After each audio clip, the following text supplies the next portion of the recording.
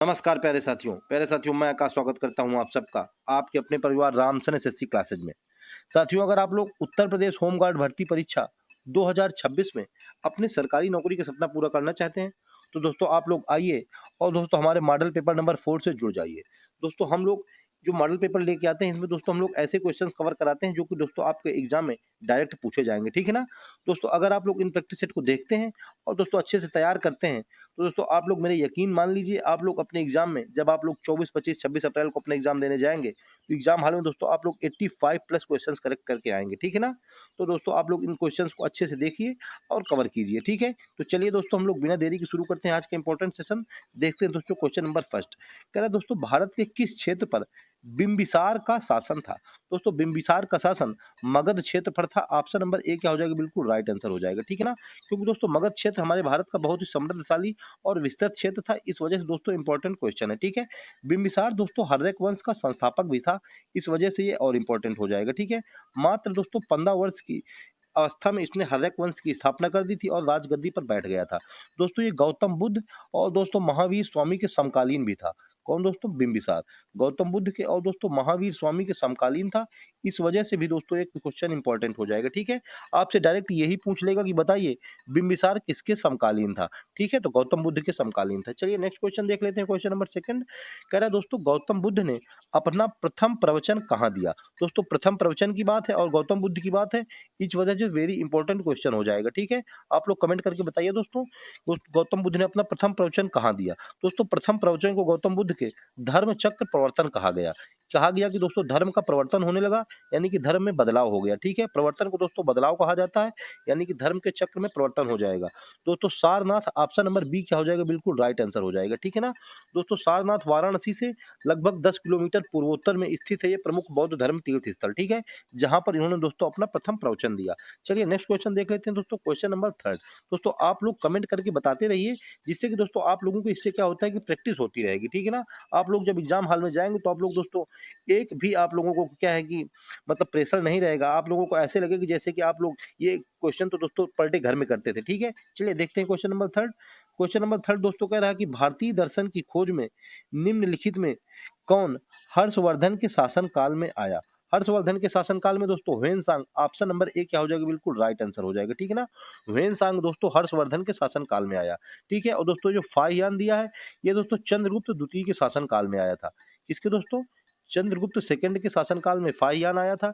और दोस्तों Ibn Battuta ये दोस्तों मोहम्मद बिन तुगलक MBT के शासनकाल में आया था, ठीक है। चलिए नेक्स्ट क्वेश्चन देख लेते हैं दोस्तों। क्वेश्चन नंबर हम लोग देखते हैं क्वेश्चन नंबर 4। कह रहा दोस्तों निम्नलिखित में से कौन सी पुस्तक विष्णु शर्मा द्वारा लिखित है। पुस्तक से भी रिलेटेड दोस्तों क्वेश्चन पक्का आएगा, क्योंकि ये दोस्तों पुस्तकें जो हमारे प्राचीन इतिहास को दिखाती हैं, इस वजह से दोस्तों इंपॉर्टेंट क्वेश्चन है, ठीक है।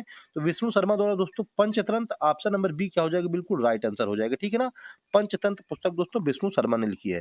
और दोस्तों अर्थशास्त्र पुस्तक ये दोस्तों कौटिल्य ने लिखी है, जिसको कि दोस्तों हम लोग चाणक्य भी कहते हैं, ठीक है।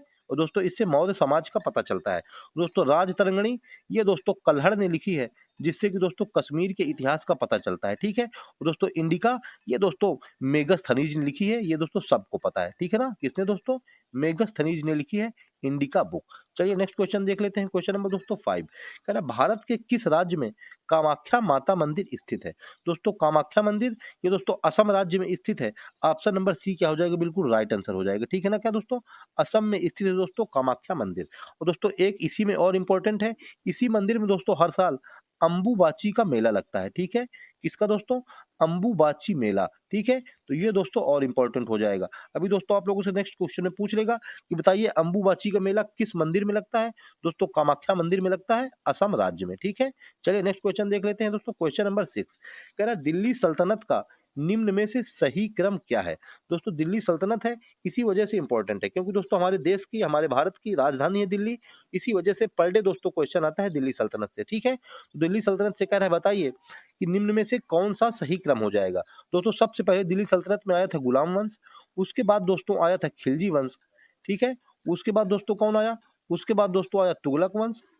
कौन सा दोस्तों आ गया, तुगलक वंश, ठीक है। पहले दोस्तों गुलाम, फिर दोस्तों खिलजी, उसके बाद दोस्तों तुगलक, उसके बाद दोस्तों नंबर 4 में आया सैयद वंश, और दोस्तों उसके बाद नंबर 5 में कौन सा आया, नंबर 5 में आया दोस्तों लोधी वंश। ठीक है, अब आप लोग दोस्तों इसको मिला लीजिए और आंसर लगा दीजिए। दोस्तों हम लोगों का ऑप्शन नंबर बी क्या हो जाएगा, बिल्कुल राइट आंसर हो जाएगा। ठीक है ना, गुलाम वंश दोस्तों, गुलाम वंश के बाद खिलजी वंश, फिर तुगलक वंश और दोस्तों लोधी वंश। ऑप्शन नंबर बी क्या हो जाएगा, बिल्कुल राइट आंसर हो जाएगा। ठीक है, चलिए नेक्स्ट क्वेश्चन देख लेते हैं। कह रहे दोस्तों उत्तर प्रदेश में महिलाओं के लिए 24x7 आपातकालीन हेल्पलाइन नंबर कौन है? दोस्तों 24x7 आपातकालीन helpline number 181, option number C क्या हो जाएगा, बिल्कुल राइट आंसर हो जाएगा। ठीक है ना, 181। दोस्तों ये जितने भी नंबर होते हैं महिलाओं के लिए, गर्ल्स स्टूडेंट के लिए, इन सब नंबरों को दोस्तों आप लोग अपने मोबाइल में सेव रखा करिए। ठीक है, ये सब दोस्तों मैं रिक्वेस्ट कर रहा हूँ गर्ल्स स्टूडेंट से, जो भी इस वीडियो को देख रही हो दोस्तों, इस नंबर को आप लोग सेव रखिए, क्योंकि दोस्तों ये तुरंत आप लोगों को सहायता प्रदान करेगा। ठीक है, इसमें दोस्तों आप लोगों को पुलिस सहायता, मेडिकल सहायता, दोस्तों कानूनी सहायता, सब कुछ प्रदान किया जाएगा। ठीक है, जैसे ही दोस्तों आप लोग किसी भी सिचुएशन में फंसे, आप लोग तुरंत 181 नंबर को कॉल कीजिए। और दोस्तों पूरे नंबर, मतलब यह नंबर दोस्तों पूरे देश में कार्यरत है। ठीक है, चलिए नेक्स्ट क्वेश्चन देख लेते हैं। क्वेश्चन नंबर दोस्तों देखते हैं 8। क्या दोस्तों छत्रपति शिवाजी महाराज के विरुद्ध युद्ध के लिए औरंगजेब ने किसे भेजा था? छत्रपति शिवाजी के महाराज के विरुद्ध दोस्तों जय सिंह, ऑप्शन नंबर डी क्या हो जाएगा, बिल्कुल राइट आंसर हो जाएगा। ठीक है ना, जय सिंह को दोस्तों इसने भेजा था, बिल्कुल राइट आंसर। आमेर के राजा दोस्तों जय सिंह थे, उनको दोस्तों इसने 1665 ईस्वी में, ठीक है, भेजा था। और दोस्तों इन्होंने, मतलब राजा जय सिंह ने छत्रपति शिवाजी को दोस्तों हराया था और दोस्तों पुरंदर की संधि की थी। नेक्स्ट क्वेश्चन देखते हैं। सिख धर्म के लिए सामाजिक सुधार आंदोलन निरंकारी आंदोलन के संस्थापक थे? दोस्तों निरंकारी आंदोलन के संस्थापक बाबा दयाल दास, ऑप्शन नंबर ए क्या हो जाएगा, बिल्कुल राइट आंसर हो जाएगा। ठीक है ना, 1851 ईस्वी में दोस्तों बाबा दयाल दास ने निरंकारी आंदोलन की शुरुआत की। ठीक है, सामाजिक सुधार के लिए। चलिए नेक्स्ट क्वेश्चन देखते हैं। क्वेश्चन नंबर 10 कह रहा है श्रीरंगपट्टनम में टीपू सुल्तान की मौत किस आंग्ल मैसूर युद्ध में हुई? टीपू सुल्तान दोस्तों बहुत ही इंपॉर्टेंट है हम लोगों के एग्जाम की दृष्टि से। दोस्तों चौथे आंग्ल मैसूर युद्ध में हुई। ऑप्शन नंबर डी क्या हो जाएगा, बिल्कुल राइट आंसर हो जाएगा। ठीक है ना, चौथे आंग्ल मैसूर युद्ध में दोस्तों 10 वर्ष तक दोस्तों ये युद्ध चला था। 1789 से लेकर के दोस्तों 1799 ईस्वी तक दोस्तों चौथा आंग्ल मैसूर युद्ध चला दोस्तों, जिसमें कि 1799 ईस्वी में टीपू सुल्तान की मृत्यु हो गई। ठीक है, चलिए नेक्स्ट क्वेश्चन देखते हैं। क्वेश्चन नंबर 11 कह रहा है दोस्तों मराठी समाचार पत्र केसरी के संस्थापक और संपादक निम्न में कौन से थे? दोस्तों मराठी समाचार पत्र केसरी के संस्थापक संपादक बाल Gangadhar Tilak, option number A क्या हो जाएगा, बिल्कुल राइट आंसर हो जाएगा। ठीक है ना, दोस्तों इन्होंने मराठी भाषा में केसरी लिखा था और दोस्तों मराठा इनका एक समाचार पत्र था, इसको दोस्तों इन्होंने इंग्लिश भाषा में लिखा था। ठीक है ना, तो ये भी दोस्तों इंपॉर्टेंट हो जाएगा, मराठा भी। चलिए नेक्स्ट क्वेश्चन देख लेते हैं दोस्तों। क्वेश्चन नंबर 12 कह रहा है दोस्तों कि केरल में मोपला विद्रोह यानी कि मालाबार विद्रोह कब हुआ था? वेरी इंपॉर्टेंट क्वेश्चन है दोस्तों। केरल में मोपला विद्रोह या मालाबार विद्रोह दोस्तों 1921, ऑप्शन नंबर ए क्या हो जाएगा, बिल्कुल राइट आंसर हो जाएगा। ठीक है ना, 1921 ईस्वी में दोस्तों केरल में मोपला विद्रोह या मालाबार विद्रोह हुआ था। ठीक है, चलिए नेक्स्ट क्वेश्चन देखते हैं। सर्वेंट ऑफ इंडिया सोसाइटी की स्थापना किसने की थी? दोस्तों पर डे क्वेश्चन आता है, वेरी इंपॉर्टेंट क्वेश्चन है दोस्तों। सर्वेंट ऑफ इंडिया सोसाइटी की स्थापना किसने की? दोस्तों Gopal Krishna Gokhale, option number D क्या हो जाएगा, बिल्कुल राइट आंसर हो जाएगा। ठीक है, 1905 ईस्वी में दोस्तों इन्होंने सर्वेंट ऑफ इंडिया सोसाइटी की स्थापना की। ठीक है ना, और दोस्तों स्वामी दयानंद सरस्वती ने, इन्होंने दोस्तों आर्य समाज की स्थापना की। ठीक है, 1875 ईस्वी में। दोस्तों बाल गंगाधर तिलक ने, इन्होंने दोस्तों 1916 ईस्वी में होम रूल लीग की स्थापना की। ठीक है, और दोस्तों ज्योतिबा फुले ने, इन्होंने दोस्तों सत्य शोधक समाज की स्थापना की है। ठीक है, चलिए नेक्स्ट क्वेश्चन देख लेते हैं दोस्तों। क्वेश्चन नंबर 14 कह रहा है दोस्तों मद्रास में होम रूल लीग की स्थापना निम्न में किसके द्वारा की गई? दोस्तों मद्रास में स्पेशली उसने बताया है दोस्तों Annie Besant, option number B क्या हो जाएगा, बिल्कुल राइट आंसर हो जाएगा। ठीक है ना, एनी बेसेंट के द्वारा दोस्तों मद्रास में होम रूल लीग की स्थापना की गई। दोस्तों होम रूल लीग की स्थापना दो जगह की गई थी। 1915 में दोस्तों एक जगह की गई और दोस्तों 1916 में मद्रास में की गई। ये सॉरी दोस्तों 1916 में मद्रास में और दोस्तों 1915 में दोस्तों बाल गंगाधर तिलक ने दोस्तों इसकी स्थापना की थी। ठीक है, इसकी दोस्तों होम रूल लीग की स्थापना, और दोस्तों 1916 वाला ये दोस्तों मद्रास में हुई थी। ठीक है, और बाल गंगाधर तिलक ने दोस्तों इसकी महाराष्ट्र में की थी। चलिए नेक्स्ट क्वेश्चन देख लेते हैं दोस्तों। क्वेश्चन नंबर 15 कह रहा है दोस्तों कि निम्नलिखित में से किस आंदोलन का आरंभ दांडी यात्रा से शुरू हुआ? दांडी यात्रा दोस्तों महात्मा गांधी के द्वारा दोस्तों नमक कानून के विरोध में चलाई गई थी। दोस्तों इसके द्वारा दोस्तों सविनय अवज्ञा आंदोलन, ऑप्शन नंबर बी क्या हो जाएगा, बिल्कुल राइट आंसर हो जाएगा, ठीक है ना। सविनय अवज्ञा आंदोलन 12 मार्च दोस्तों 1930 ईस्वी से दांडी यात्रा दोस्तों शुरू हुई और दोस्तों 6 अप्रैल 1930 ईस्वी को साबर मतलब दांडी पहुंचकर नमक कानून तोड़ा गया और दोस्तों यहीं से सविनय अवज्ञा आंदोलन की शुरुआत 1930 ईस्वी से हुई, ठीक है। इंपॉर्टेंट क्वेश्चन हो जाएगा दोस्तों। चलिए नेक्स्ट क्वेश्चन देख लेते हैं, क्वेश्चन नंबर 16 कह रहा भारत का पहला वायसराय कौन था।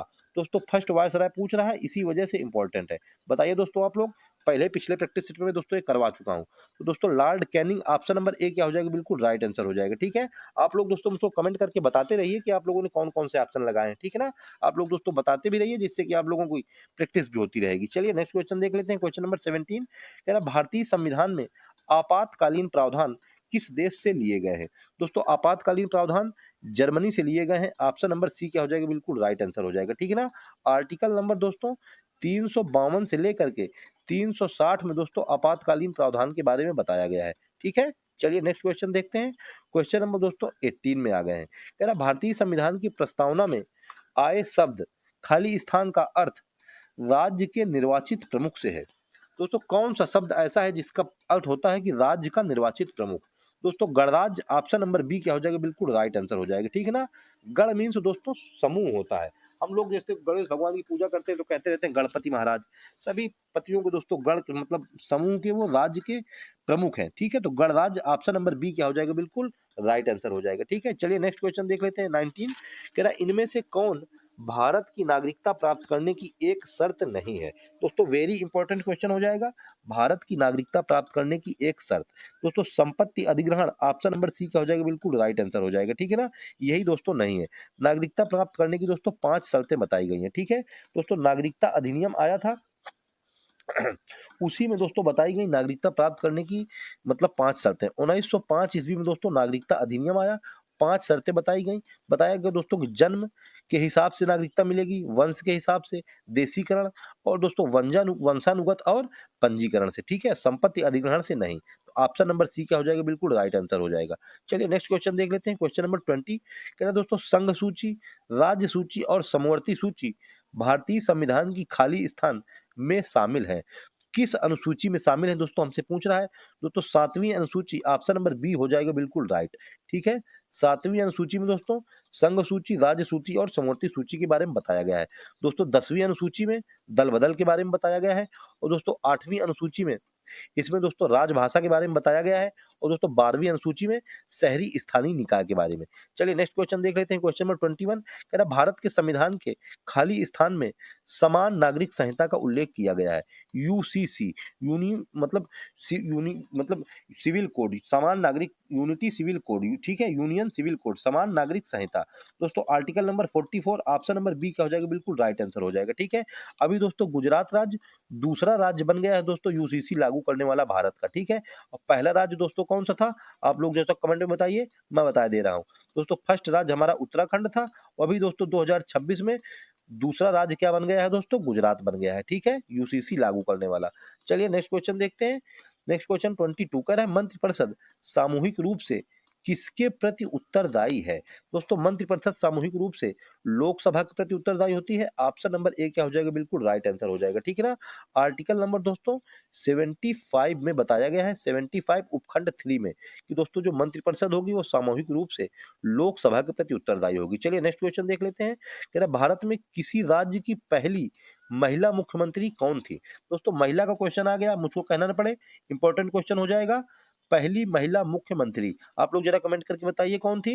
दोस्तों Sucheta Kripalani, option number B क्या हो जाएगा, बिल्कुल राइट आंसर हो जाएगी, ठीक है ना। सुचेता कृपलानी दोस्तों ये उत्तर प्रदेश की भी पहली मुख्यमंत्री थी, यूपी की भी दोस्तों फर्स्ट थी और भारत की भी दोस्तों फर्स्ट थी, ठीक है। इस वजह से और भी ज्यादा इंपॉर्टेंट हो जाएगा। चलिए नेक्स्ट क्वेश्चन देख लेते हैं दोस्तों, क्वेश्चन नंबर 24 कह रहा दोस्तों भारत का प्रथम चुनाव आयुक्त कौन था, मतलब प्रथम मुख्य चुनाव आयुक्त। दोस्तों Sukumar Sen, option number A क्या हो जाएगा, बिल्कुल राइट आंसर हो जाएगा, ठीक है ना। प्रथम मुख्य चुनाव आयुक्त सुकुमार सेन। और दोस्तों अभी वर्तमान में 26 नंबर के मुख्य चुनाव आयुक्त कौन है दोस्तों, तो ज्ञानेश कुमार है, ठीक है। कौन है दोस्तों, ज्ञानेश कुमार। चलिए नेक्स्ट क्वेश्चन देख लेते हैं, कह रहा है नीति आयोग के पहले अध्यक्ष कौन थे। दोस्तों नीति आयोग के अध्यक्ष प्रधानमंत्री जी होते हैं और दोस्तों नीति आयोग 1 जनवरी 2015 को दोस्तों बन के तैयार हुआ योजना आयोग के स्थान पे। तब दोस्तों प्रधानमंत्री मोदी थे। दोस्तों ऑप्शन नंबर डी क्या हो जाएगा? बिल्कुल राइट आंसर हो जाएगा। ठीक है। तो दोस्तों नीति ये दोस्तों एक थिंक टैंक है। दोस्तों इसका फुल फॉर्म होता है national institution for transforming India. ठीक है। National institution for transforming India.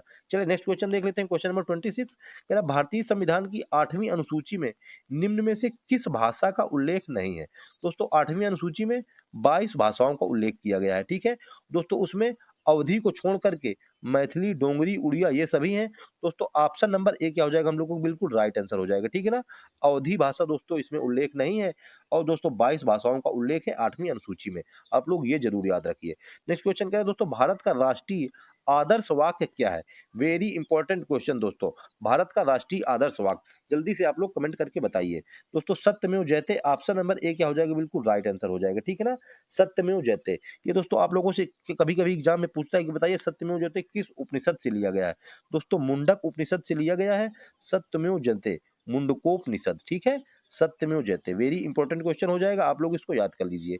चलिए नेक्स्ट क्वेश्चन देख लेते हैं दोस्तों। क्वेश्चन नंबर 28 कह रहा दोस्तों ब्रह्मांड का अध्ययन खाली स्थान के रूप में जाना जाता है?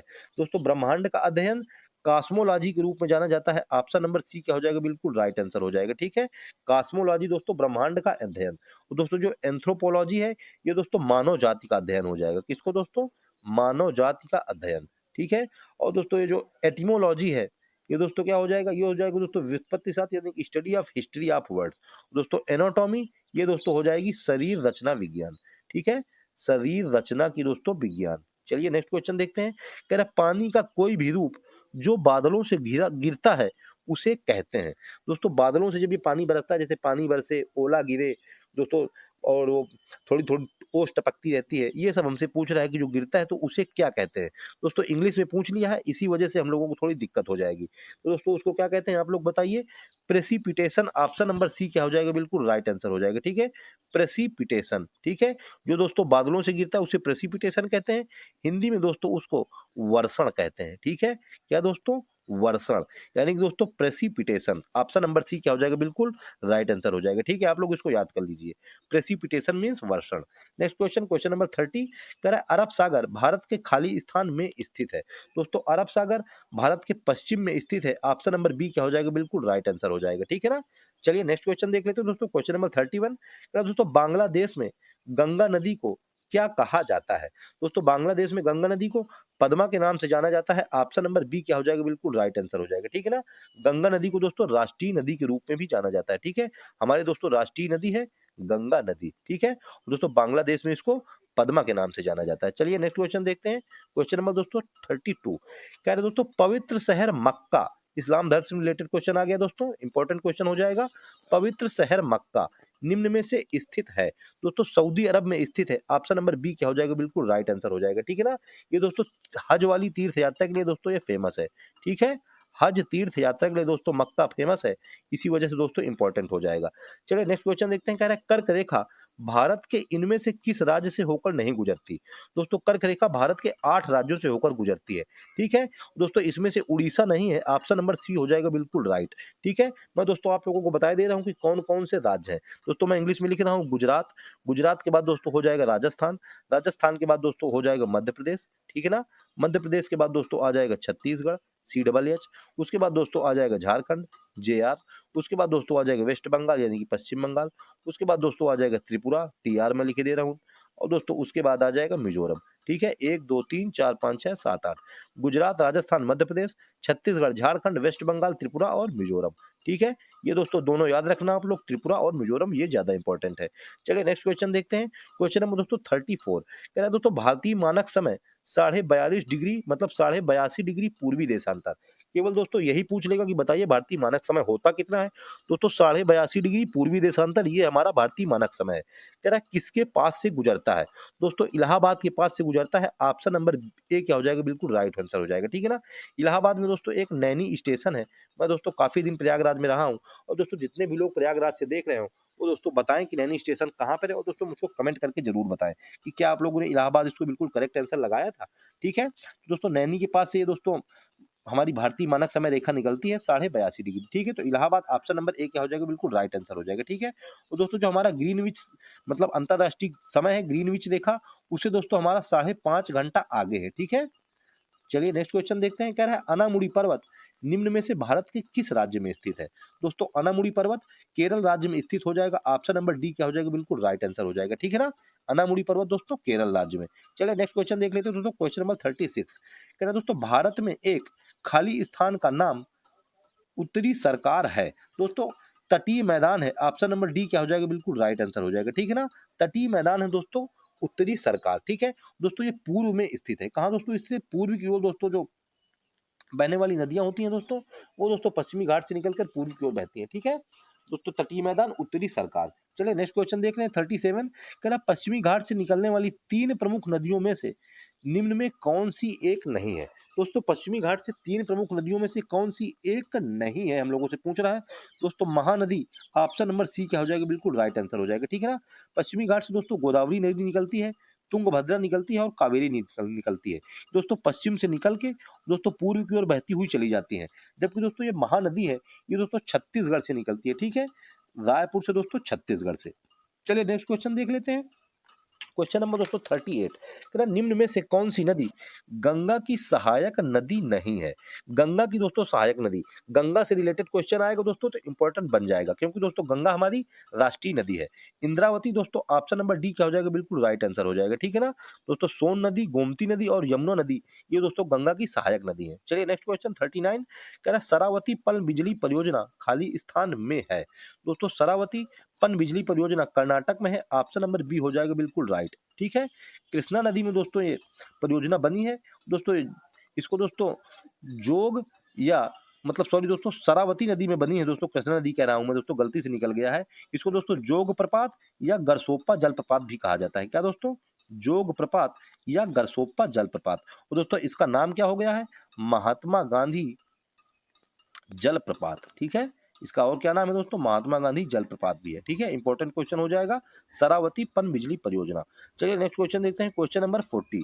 कह रहा दोस्तों उष्णकटिबंधीय सदाबहार वन भारत के इनमें से किस राज्य में पाए जाते हैं। दोस्तों सदाबहार वन की बात हो रहा है, यानी कि दोस्तों उनको साल भर वर्षा चाहिए, पूरे साल उनको पानी चाहिए। दोस्तों पूरे साल पानी केवल केरल राज्य में बरसता है। ऑप्शन नंबर ए क्या हो जाएगा, बिल्कुल राइट आंसर हो जाएगा। ठीक है, चलिए नेक्स्ट क्वेश्चन देख रहे हैं। कह रहा भारत का कौन सा राज्य गेहूं का अग्रणी उत्पादक है। दोस्तों गेहूं का अग्रणी उत्पादक Uttar Pradesh. Option number C क्या हो जाएगा, बिल्कुल राइट आंसर हो जाएगा। ठीक है ना, उत्तर प्रदेश दोस्तों गेहूं के साथ साथ जौ में भी दोस्तों नंबर 1 में है, दोस्तों गन्ना में नंबर 1 में है, दोस्तों आलू में नंबर 1 में है और दोस्तों मैसूर में नंबर 1 में है। ठीक है, आप लोग इनको भी याद कर लीजिए। चलिए नेक्स्ट क्वेश्चन देखते हैं, क्वेश्चन नंबर 42। कह रहा निम्न में से कौन सा भूतापीय ऊर्जा का स्रोत नहीं है। दोस्तों भूतापीय ऊर्जा का स्रोत बायोमास नहीं है। ऑप्शन नंबर ए क्या हो जाएगा, बिल्कुल राइट आंसर हो जाएगा। ठीक है ना, भूतापीय ऊर्जा दोस्तों जो जमीन से निकले ऊर्जा। दोस्तों बायोमास क्या होता है, ये दोस्तों कंपोस्टिंग है। ये दोस्तों जो हमारे पेड़ पौधे हैं, वनस्पति हैं और दोस्तों जो कंपोस्ट से बनती है वो दोस्तों बायोमास ऊर्जा है। नेक्स्ट क्वेश्चन कह रहा है जवाहरलाल नेहरू पोर्ट ट्रस्ट खाली स्थान में स्थित है। जवाहरलाल नेहरू पोर्ट ट्रस्ट दोस्तों मुंबई में स्थित है। ऑप्शन नंबर सी क्या हो जाएगा, बिल्कुल राइट आंसर हो जाएगा। ठीक है ना, इसलिए दोस्तों ये इंपॉर्टेंट है क्योंकि दोस्तों ये सबसे बड़ा कंटेनर पोर्ट है। क्या है दोस्तों, सबसे बड़ा कंटेनर पोर्ट है दोस्तों जवाहरलाल मतलब जवाहरलाल नेहरू पोर्ट ट्रस्ट। ठीक है, इस वजह से इंपॉर्टेंट हो जाएगा। चलिए नेक्स्ट क्वेश्चन देखते हैं दोस्तों, क्वेश्चन नंबर 44। कह रहा है 2011 की जनगणना के अनुसार भारत का सबसे अधिक आबादी वाला राज्य है। दोस्तों सबसे अधिक आबादी वाले राज्य Uttar Pradesh. Option number C क्या हो जाएगा, बिल्कुल राइट आंसर हो जाएगा। ठीक है ना दोस्तों, 16.51% आबादी है दोस्तों उत्तर प्रदेश की। ठीक है, पूरे भारत की। नेक्स्ट क्वेश्चन कह रहा है दोस्तों विजयवाड़ा किस नदी के तट पर स्थित है। दोस्तों विजयवाड़ा कृष्णा नदी के तट पर स्थित है। ऑप्शन नंबर बी क्या हो जाएगा, बिल्कुल राइट आंसर हो जाएगा। ठीक है ना, यह क्षेत्र दोस्तों मंदिरों और गुफाओं के लिए प्रसिद्ध है दोस्तों। और दोस्तों इसमें क्या दोस्तों इसको बैजवाड़ा के नाम से भी जाना जाता था। किसके नाम से दोस्तों, पहले दोस्तों इसको पुराने इतिहास में दोस्तों बैजवाड़ा के नाम से जाना जाता था और फिर दोस्तों इसको विजयवाड़ा कहा गया। ठीक है, चलिए नेक्स्ट क्वेश्चन देख लेते हैं दोस्तों, क्वेश्चन नंबर 46। कह रहा है नोएडा उत्तर प्रदेश के किस जिले के अंतर्गत आता है। इंपॉर्टेंट क्वेश्चन है दोस्तों, नोएडा किस जिले के अंतर्गत आता है। तो दोस्तों नोएडा गौतम बुद्ध नगर के अंतर्गत आता है। ऑप्शन नंबर डी क्या हो जाएगा, बिल्कुल राइट आंसर हो जाएगा। ठीक है ना, नोएडा का दोस्तों फुल फॉर्म हो जाएगा new Okhla industrial development authority. ठीक है, क्या दोस्तों, new industrial development authority, new sorry दोस्तों, new Okhla industrial development authority. ठीक है, ये दोस्तों हो जाएगा नोएडा का फुल फॉर्म। नेक्स्ट क्वेश्चन कह रहा है निम्नलिखित में से किस शहर को कालीन का शहर यानी कि कारपेट सिटी भी कहा जाता है। दोस्तों कालीन का शहर भदोही को, ऑप्शन नंबर ए क्या हो जाएगा, बिल्कुल राइट आंसर हो जाएगा। ठीक है ना, भदोही को दोस्तों, जिसको दोस्तों संत रविदास नगर भी कहा जाता है। क्या दोस्तों, संत रविदास नगर। ठीक है, इसी को दोस्तों भदोही या संत रविदास नगर, ये दोस्तों कालीन शहर या कारपेट सिटी के नाम से जाना जाता है। नेक्स्ट क्वेश्चन, क्वेश्चन नंबर 48 कह रहा है उत्तर प्रदेश में आयोजित काम्पिल मेला किस समुदाय से जुड़ा है। दोस्तों काम्पिल मेला जैन समुदाय से जुड़ा है। ऑप्शन नंबर ए क्या हो जाएगा, बिल्कुल राइट आंसर हो जाएगा। इंपॉर्टेंट क्वेश्चन है दोस्तों यूपी वालों, जैन समुदाय से जुड़ा है। दोस्तों फर्रुखाबाद में इस मेले का आयोजन होता है। ठीक है दोस्तों, फर्रुखाबाद से हमारे जितने भी दोस्त देख रहे हो दोस्तों, एक कमेंट करके जरूर बताएं कि आप लोगों ने टॉप 50 में कितने क्वेश्चन करेक्ट किए। ठीक है, नेक्स्ट क्वेश्चन देखते हैं। कह रहा है सरदार वल्लभ भाई पटेल कृषि और तकनीकी विश्वविद्यालय भारत के उत्तर प्रदेश राज्य के खाली स्थान में स्थित एक कृषि विश्वविद्यालय है। दोस्तों मेरठ में, ऑप्शन नंबर सी क्या हो जाएगा, बिल्कुल राइट आंसर हो जाएगा। ठीक है ना, मेरठ में दोस्तों स्थित है सरदार वल्लभ भाई पटेल कृषि और तकनीकी विश्वविद्यालय। ठीक है, चलिए नेक्स्ट क्वेश्चन देख लेते हैं। क्वेश्चन नंबर दोस्तों आज का लास्ट यानी कि क्वेश्चन नंबर 50 कह रहा प्रसिद्ध सूफी संत शेख सलीम चिश्ती की दरगाह उत्तर प्रदेश के खाली स्थान में स्थित है। वेरी इंपॉर्टेंट क्वेश्चन हो जाएगा दोस्तों, सूफी संत है दोस्तों शेख सलीम चिश्ती दरगाह, कह रहा है कहाँ स्थित है। फतेहपुर सीकरी में दोस्तों, ऑप्शन नंबर सी क्या हो जाएगा, बिल्कुल राइट आंसर हो जाएगा। ठीक है ना, आगरा के पास में दोस्तों फतेहपुर सीकरी है। और दोस्तों फतेहपुर सीकरी में पंचमहल दोस्तों, बुलंद दरवाजा जैसे और बहुत सारी दोस्तों फेमस इमारतें हैं। ठीक है ना, तो दोस्तों ये थे आज के टॉप 50 क्वेश्चंस जो कि दोस्तों आप लोगों को पसंद आए होंगे। ठीक है, और अगर दोस्तों आप लोगों को क्लास अच्छी लगी हो दोस्तों, आप लोग कमेंट में अपना स्कोर जरूर बताएं। ठीक है, कि आप लोगों ने टॉप 50 क्वेश्चन में अपने कितने क्वेश्चन करेक्ट किए। दोस्तों अगर आप लोग इन क्वेश्चंस को देखते हैं और दोस्तों अच्छे से कवर कर ले रहे हैं तो आप लोग यकीन मानिए मेरा दोस्तों, आप लोग 85 प्लस क्वेश्चन अपने करेक्ट करके आएंगे। ठीक है, सारे के सारे दोस्तों एग्जाम ओरिएंटेड क्वेश्चन है, आप लोगों ने देखा होगा दोस्तों, आप लोगों को खुद पता चला होगा। ठीक है ना, तो चलिए दोस्तों, ठीक है दोस्तों, अगर आप लोगों को क्लास पसंद आई हो तो दोस्तों एक लाइक जरूर कर देना, और दोस्तों अगर चैनल पे नए हैं तो चैनल को सब्सक्राइब कर लें। ठीक है, जिससे कि दोस्तों आप लोगों को टाइम टू टाइम नोटिफिकेशन मिलता रहे और दोस्तों आप लोगों की एग्जाम क्लियर हो जाए। ठीक है, तो दोस्तों आज के सेशन में इतना ही, मिलते हैं दोस्तों नेक्स्ट सेशन में यानी कि दोस्तों कल, तब तक के लिए दोस्तों जय हिंद, जय श्री राम।